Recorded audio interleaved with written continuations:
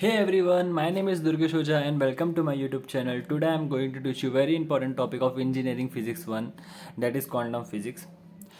ये जो quantum physics chapter है वो तीन पार्ट में बोल सकते हैं कि डिवाइड है. एक्चुअली ऐसा मैं सोच रहा हूँ कि इसको तीन लेक्चर्स में पढ़ाऊँ.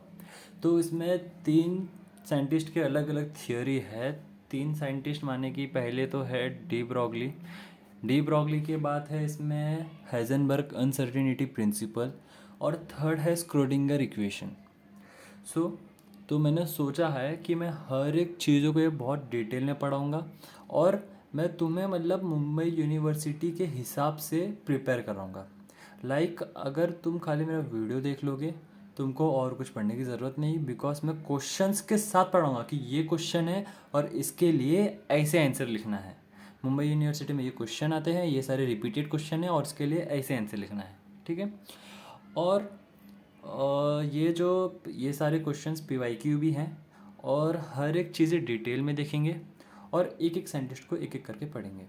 तो मैं सबसे पहले आज स्टार्ट करूँगा डी ब्रॉगली से. डी ब्रॉगली के बारे में हमने 11th-12th साइंस में ऑलरेडी पढ़ा हुआ है.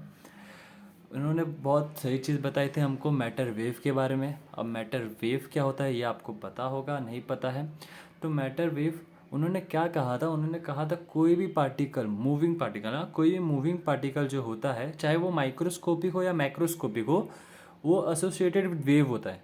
मतलब कोई अगर मूविंग पार्टिकल है तो उसका वेव नेचर होगा, ऐसे उन्होंने कहा था. किसने? डी ब्रॉगली ने.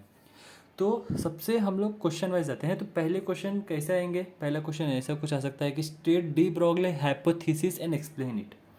अब डी ब्रॉगली हाइपोथेसिस क्या है? तो पहले क्वेश्चन देखते हैं. De Broglie hypothesis, lambda equals to H upon p, ये डी ब्रॉगली हाइपोथेसिस है. अब ये हाइपोथेसिस कहता क्या है? Matter wave have dual nature, that is wave nature and particle nature. According to this hypothesis matter wave जो होता है उसका दो नेचर होता है. वेव नेचर भी होता है और पार्टिकल नेचर भी होता है. वेव नेचर भी होता है और पार्टिकल नेचर भी होता है. और ये इक्वेशन में जो ये equation for matter wave is given by the above equation where lambda is equals to de Broglie wavelength, h equals to Planck's constant and p equals to momentum. ठीक है. Lambda is equals to de Broglie wavelength.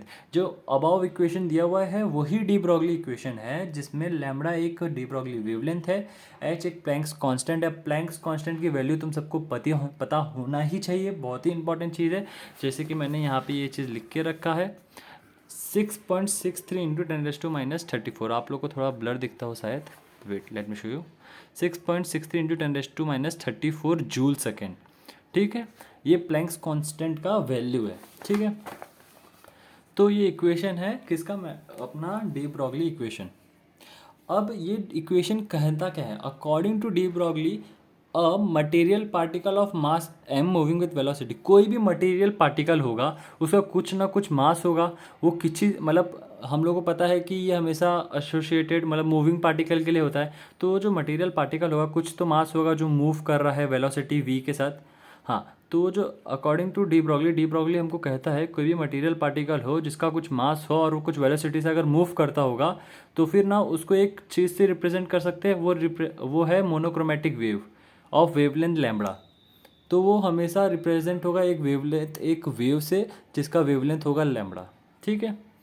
तो according to de Broglie कहना चाहते हैं कि indirectly वो यही कहना चाहते हैं कि कोई भी पार्टिकल होता है अगर वो मूव कर रहा है, उसका कुछ मास है, वो किसी वेलोसिटी से मूव कर रहा है तो वो हमेशा एक वेव से रिप्रेजेंट कर सकते हैं उसको. मतलब उसके पास एक नेचर होगा वेव नेचर. ठीक है. ये हो गया डी ब्रॉगली हाइपोथेसिस के बारे में. अब सेकंड क्वेश्चन कुछ ऐसा सकता है, what are matter waves and write down its property. हमसे पूछ सकते हैं कि डी ब्रॉगली ने कहा मैटर वेव, तो मैटर वेव होता क्या है और उसकी प्रॉपर्टी लिखो. ये मैंने अभी इसी साल मुंबई यूनिवर्सिटी का पेपर दिया 2023 में और उसमें मुझे पूछा गया था राइट डाउन इट्स प्रॉपर्टी मेरे एग्ज़ाम में. तो अब इसके प्रॉपर्टीज़ देखते हैं और क्या होता है. मैटर वेव को डिफाइन करो. What are matter wave? अभी मैंने बताया matter wave are those which have wave nature as well as particle nature, है ना. और उसकी प्रॉपर्टी क्या क्या है, what are the properties of matter wave. अगर ये क्वेश्चन है, आप चाहिए तो इसको फोटो ले सकते हो, मैं तो बहुत इजीली मैंने पूरा नोट सामने रख देता हूँ, उसके बाद पढ़ाता हूँ। तो आप ये क्वेश्चंस को लिख लो बुक में, याद करके जाओ, मैं सीधे तुमको पूरा नोट्स प्रोवाइड कर रहा हूँ, पढ़ लो, 100% पूरा मार्क्स मिलेगा। इतना ही लिख के आओगे पूरा मार्क्स मिलेगा। अब प्रॉपर्टी क्या क्या है मैं अच्छे से समझा देता हूँ। मैटर वेव जो होता है, matter wave are neither electrical wave nor magnetic wave. वो ना ही कोई इलेक्ट्रिक वेव होता है, ना ही वो कोई मैग्नेटिक वेव होता है, वो होता है एक हाइपोथेटिकल मैकेनिकल वेव। ये सबसे पहली प्रॉपर्टी है मैटर वेव की। ना ही वो कोई इलेक्ट्रिकल वेव है, ना ही वो कोई मैग्नेटिक वेव है, वो खाली एक हाइपोथेटिकल मैकेनिकल वेव है। अब सेकेंड प्रॉपर्टी क्या है, स्पीड ऑफ मैटर वेव जो होता है is not equals to speed of light. Matter wave का स्पीड लाइट के स्पीड जितना नहीं होता, हाँ, but they move faster than speed of light, मतलब उसका स्पीड लाइट से भी तेज हो सकता है। और मैटर वेव का जो स्पीड होता है उसको फेज वेलोसिटी बोलते हैं, मतलब speed velocity is greater than speed of light. जैसे कि लिखा है VP is greater than c, c is a speed of light. उसके बाद wavelength of matter wave is given by, ये भी एक तरह की प्रॉपर्टी है ना। वेव लेंथ किससे दिया जाता है, h upon P. P is a momentum, p क्या है, मोमेंटम। मोमेंटम क्या होता है, mass into velocity. Lambda is equals to H upon p. उसके बाद दी अबाव इक्वेशन, अब हम लोग ये जो ऊपर इक्वेशन दिया हुआ है वेवलेंथ का, उसे हम लोग क्या कह सकते हैं।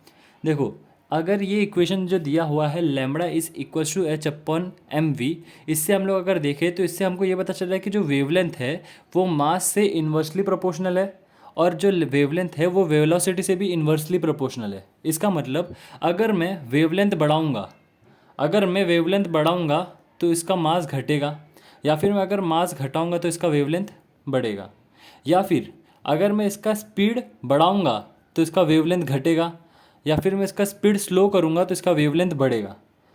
तो अब यही चीज़ को हम लोग को इक्वेशन को, यही इक्वेशन को बस एक एक बोलते हैं ना पॉइंट्स में एक्सप्लेन कर देना, ये भी एक प्रॉपर्टी हो गई। The above equation indicates that lighter the particle greater will be wavelength, है कि नहीं, lighter the particle greater will be wavelength. और क्या कहता है above equation, slower the particle move greater will be a wavelength, slower the particle move greater will be a wavelength.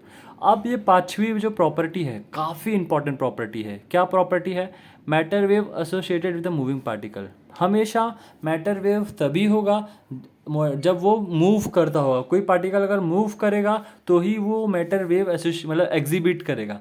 तो matter wave associated with the moving particle, matter wave associated with the moving particle, ये एक और important part हो गया। अब हम लोग next question की तरफ बढ़ते हैं। और एक क्वेश्चन क्या पूछा जाता है, with D Broglie hypothesis right various form of D Broglie wavelength.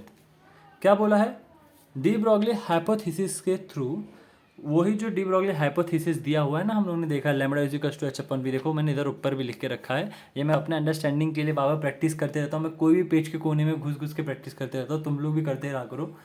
तो with D Broglie hypothesis right various form of D Broglie wavelength, हम लोग को वही जो डी ब्रॉगली हाइपोथेसिस दिया हुआ है वही यूज़ करके डी ब्रॉगली वेवलेंथ अलग अलग फॉर्म में लिखने का है। ठीक है, चलो देखते हैं कैसे। पहले तो lambda is equals to H upon P. P क्या होता है, मोमेंटम। तो lambda is equals to H upon M V, क्योंकि momentum is equals to mass into velocity, तो एच अपॉन एम वी, ये दूसरा टाइप हो गया। अब तीसरा टाइप क्या होगा, अब तीसरे टाइप को कैसे डिराइव करेंगे। सबको पता है एनर्जी, काइनेटिक एनर्जी का फॉर्मूला, काइनेटिक एनर्जी होता है हाफ एम वी स्क्वायर। ठीक है, अब हाफ एम वी स्क्वायर है, अब मैं यहाँ पे multiply by m and divide by m कर दूंगा। क्या किया, हाफ एम वी स्क्वायर में मल्टीप्लाई बाय एम और डिवाइड बाय एम कर दिया। मल्टीप्लाई बाय एम किया, एम स्क्वायर वी स्क्वायर हो गया, डिवाइड बाय एम किया, खाली नीचे एम रह गया। ठीक है, अब ये एम स्क्वायर वी स्क्वायर का अगर देखूंगा, इसका एम और वी का होल स्क्वायर हो जाएगा, एम और वी का होल स्क्वायर। तो एम और वी क्या होता है, मास इंटू वेलोसिटी क्या होता है, मोमेंटम, तो ये पी स्क्वायर हो गया। और ये जो 2m है मैंने उस तरफ लेके गया तो ये 2me हो गया, और यहाँ पे ऊपर पी स्क्वायर हो गया, तो p square is equals to 2me, तो p क्या हो गया, अंडर रूट ऑफ 2me। अब यहाँ से मेरे को क्या पता चल रहा है, यहाँ पे एच अपॉन पी था ना, तो यहाँ पे एक और फॉर्म बन गया lambda is equals to H upon 2 me under root of 2 me, lambda is equals to H upon under root of 2 me। ये तीसरा फॉर्मूला हो गया। ये मैंने लिखा नहीं, मैंने खाली मोमेंटम खाली इसका ये निकाला, क्योंकि मेन पार्ट तो यही निकालना है, पर आप ये भी लिखना, वो लिखना ज़रूरी है, lambda is equals to H upon under root of 2 me। कुछ याद करने की ज़रूरत नहीं है, समझ गए ना। एनर्जी का फॉर्मूला याद है ना, सीधी सी बात है, मेरे को काइनेटिक एनर्जी का फॉर्मूला याद है, हाफ एम वी स्क्वायर, बस उसमें एम से मल्टीप्लाई और डिवाइड कर दूँ, एम स्क्वायर वी स्क्वायर को क्या हो गया एम इंटू वी का होल स्क्वायर, तो एम इंटू वी क्या होता है मोमेंटम होता है, तो मोमेंटम का स्क्वायर, और नीचे जो 2m है उसको राइट साइड लेफ्ट साइड लेके और तो 2me हो गया, तो 2me is equals to p square, तो p is equals to under root of 2me हो गया। थर्ड टाइप भी डिराइव हो गया। और क्या कर सकते हैं, अब ये बहुत ही इंपॉर्टेंट है कि जो एनर्जी होता है ना, एनर्जी ये हम लोग ने पढ़ा था 12th स्टैंडर्ड में, कि एक टॉपिक था, वो टॉपिक का नाम एक्चुअली मुझे याद नहीं आ रहा है। उसमें हम लोग ने पढ़ा था कि कोई लाइट अगर मेटल पे गिरती है तो उसके अंदर से फोटोन निकलता है, तो वो फोटोन जब प्लेट पे गिरता है जिसकी वजह से वो प्लेट में से इलेक्ट्रॉन एमिट होता है, ऐसा समथिंग हम लोग ने पढ़ा था। तो वहाँ पे एक फॉर्मूला हम लोग ने पढ़ा था, energy is equals to q into v naught, जहाँ पे ये क्यू है, जो क्यू है वो क्यू ये कहता है कि कितना चार्जेस है, और एनर्जी इंटू वी नॉट क्या पता है, पोटेंशियल है, कितना पोटेंशियल लगेगा इतनी एनर्जी निकालने के लिए। तो ये एक फॉर्मूला याद रख लेना, energy is equals to q into v naught. अब यहाँ पे एनर्जी हम लोगों ने देखा था, ये एनर्जी की जगह क्यू इंटू वी नॉट डाल दो। अब ये चौथा फॉर्मूला बन गया अंडर रूट ऑफ 2m/q/v0, समझे क्या। जो p हम लोगों ने निकाला था अंडर रूट ऑफ 2me, ई के जगह हम लोग क्यू इंटू वी नॉट डाल देंगे बस, तो under root of 2m/q into v naught. अब क्या करने का, इसको ही पहले फॉर्मूले में लिख देने का, lambda is equals to H upon p के बदले lambda is equals to H upon under root of 2m/q/v0 हो गया। हम लोग ने वेरियस फॉर्म डिराइव कर दिए। Question number 3 complete. अब बढ़ते हैं अगले क्वेश्चन की तरफ। नेक्स्ट क्वेश्चन पूछा है, explain phase velocity and group velocity. तो एक्सप्लेन आप लोग खुद से, मैं आपको बता देता हूँ, उसके आगे एक्सप्लेनेशन खुद से लिख देना, मैं आपको मेन डेरिवेटिव दिखाता हूँ, क्योंकि जब एक्सप्लेन फेज वेलोसिटी बोलेगा ना तो ज़्यादा करके एक्सप्लेन नहीं आता है, ज़्यादा करके आता है डिराइव फेज वेलोसिटी। ये कैसे आएगा, स्टार्टिंग में ना इसका पेपर पैटर्न कुछ ऐसा होता है कि स्टार्टिंग में क्वेश्चन नंबर 1 जो होता है वो कंपलसरी होता है, उसमें बोलते हैं राइट एनी 5 क्वेश्चन, वो हर एक क्वेश्चन को 3 मार्क्स देते हैं। तो उसमें ऐसा पूछ सकते हैं कि एक्सप्लेन फेज वेलोसिटी या फिर एक्सप्लेन ग्रुप वेलोसिटी या फिर define phase velocity define group velocity. तो मैं तुमको बता देता हूँ होता क्या है, पर जो 5 से लेके 8 मार्क्स के लिए क्वेश्चन आते हैं ना, उसमें मेन आता है डिराइव फेज वेलोसिटी। तो मैं मेन डिराइव बताऊँगा कैसे डिराइव करते हैं। फेज वेलोसिटी और ग्रुप वेलोसिटी होता क्या है वो मैं बता देता हूँ, पर मैं लिखा के नहीं दूंगा। फेज वेलोसिटी जो होता है वो velocity is a velocity of a matter wave. The velocity of a matter wave moving particle is known as the phase velocity. ठीक है, कोई भी मैटर वेव हो, कोई भी पार्टिकल हो, अगर वो मूव कर रहा है तो सीधी सी बात है वो वेव नेचर एग्जिबिट करेगा, वो मैटर वेव हो गया, और उसकी जो वेलोसिटी होगी उसको फेज वेलोसिटी बोलते हैं। अब समझ लो कि बहुत सारे पार्टिकल है जो मतलब मूव कर रहे हैं, बहुत सारे पार्टिकल है, तो जितने ज़्यादा पार्टिकल होंगे वो सबके वेव नेचर होंगे, तो उसका जो रिजल्टेंट वेलोसिटी होगा ना, हर एक पार्टिकल का अपना अपना वेलोसिटी होगा।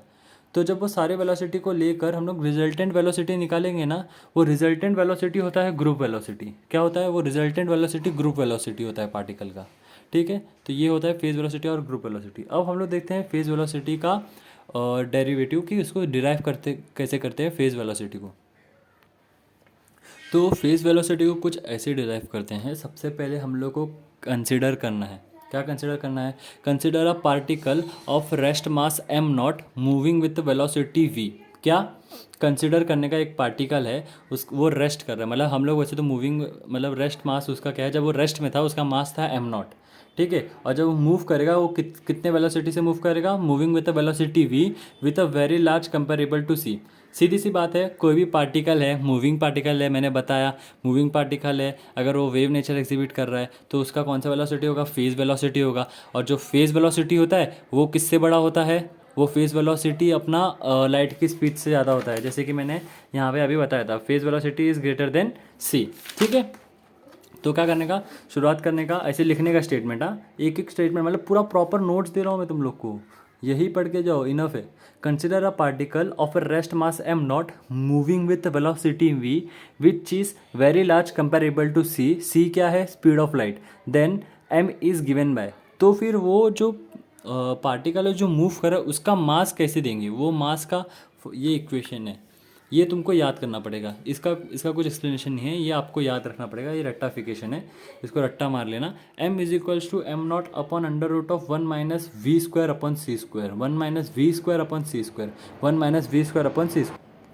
यहाँ पर एम नॉट है रेस्ट मास, सी है स्पीड ऑफ लाइट, वी है वेलोसिटी। ठीक है, अब क्या करते हैं, अब लिखो let omega be the angular frequency. आप लोग को पता है एंगुलर फ्रिक्वेंसी क्या होता है, omega, omega is equals to 2 pi f. अगर एक बच्चा होगा वो अच्छे से 12वीं पढ़ा होगा तो उसको पता ही होगा। एंड के be the wave number, wave number क्या होता है, वेव नंबर तुम लोगों को पता है कितने नंबर ऑफ वेव्स थे, के is be the wave number of the matter wave associated with a particle.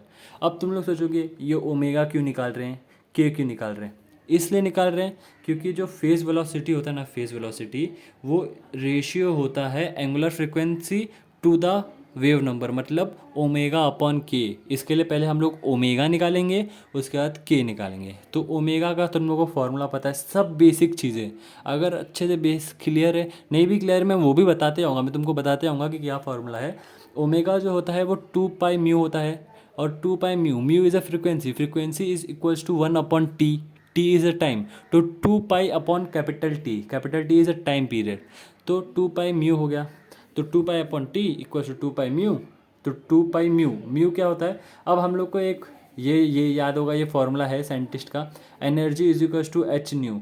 कोई भी पार्टिकल अगर उसके पास एनर्जी होगा तो वो मूव करेगा with the frequency mu, energy is equals to H mu, energy is directly proportional to mu. अगर जैसे जैसे फ्रिक्वेंसी बढ़ेगा एनर्जी बढ़ेगा, energy is equals to H nu. तो frequency is equals to energy upon H, तो इसके लिए मैंने 2 पाई ई अपॉन एच लिख दिया।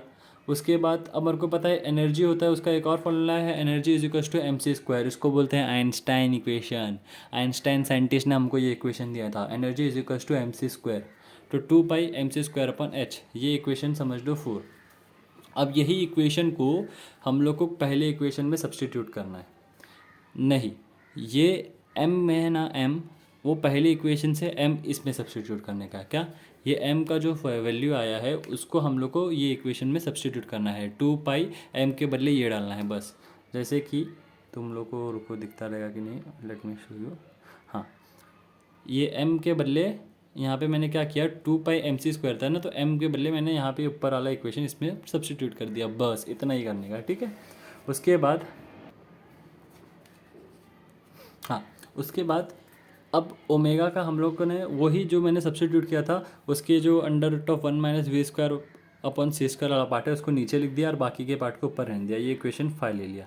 अब हम लोगों को क्या मिल गया, एंगुलर फ्रिक्वेंसी मिल गया, पर फेज वेलोसिटी क्या होता है, angular frequency upon wave number. तो अब वेव नंबर निकालते हैं, वेव नंबर क्या होता है कि is equals to 2 pi upon lambda, पर lambda is equals to H upon P होता है। अभी मैंने बताया था वेव मैटर का hypothesis, de Broglie hypothesis, lambda is equals to H upon P, तो K is equals to 2 pi H upon P, P नीचे जो था वो ऊपर चला गया, 2 पाई पी अपॉन एच। अब k is equals to p, P क्या होता है, p is equals to mass into velocity, बताया था ना, momentum is equals to mass into velocity, तो 2 pi m v upon h. अब m की जगह क्या डालेंगे, ये जो m हम लोग ने निकाला है ये m को हम लोग यहाँ पे सब्सटीट्यूट कर देंगे, तो 2 पाई v जो ऊपर है ऊपर ही रह जाएगा, m के बदले m नॉट आ जाएगा और नीचे चला जाएगा under root of 1 minus v square upon c square. ठीक है, वही सब्सटीट्यूट किया, इसको ले लेते हैं नेक्स्ट इक्वेशन नंबर 8।